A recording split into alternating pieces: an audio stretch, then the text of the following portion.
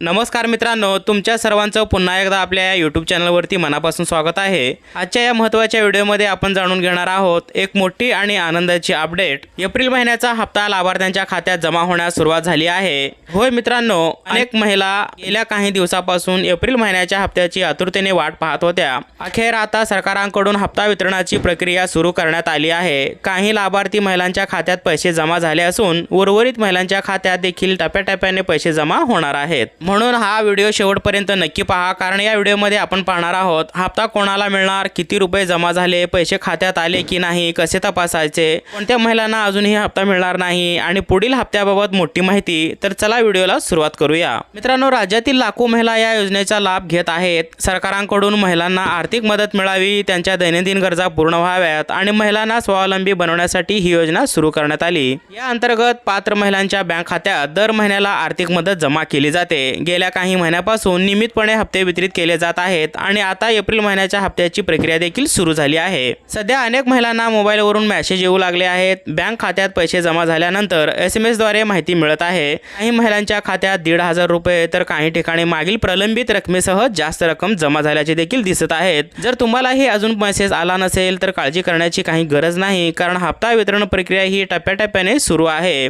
सर्व जिल्ह्यांमध्ये एकाच दिवशी पैसे जमा होत नाहीत, त्यामुळे पुढील काही दिवसात तुमच्या खात्यात देखील रक्कम जमा होऊ शकते। आता सर्वात महत्त्वाचा प्रश्न म्हणजे पैसे आले की नाही हे कसे तपासायचे।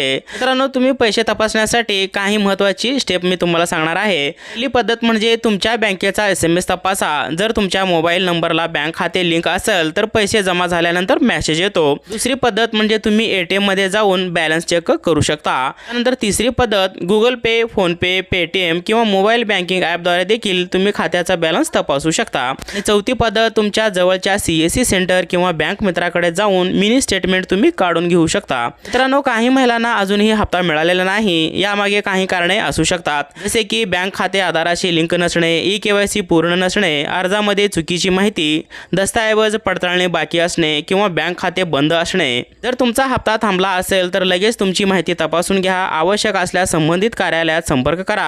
आता पुढची मोठी अपडेट म्हणजे सरकारांकडून येणाऱ्या काळात उर्वरित प्रलंबित हप्ते देखील वितरित केले जाऊ शकतात, अशी माहिती समोर येत आहे। त्यामुळे ज्या महिलांना मागील महिन्याचा हप्ता मिळाला नाही त्यांना एकत्रित रक्कम मिळण्याची शक्यता आहे। तर मित्रांनो, सोशल मीडियावर अनेक अफवा देखील पसरवल्या जात आहेत। काही जण चुकीची माहिती देत आहेत की योजना बंद झाली आहे किंवा पैसे येणार नाहीत, पण अधिकृत माहितीनुसार योजना सुरू असून हप्ते वितरण प्रक्रिया सुरू आहे।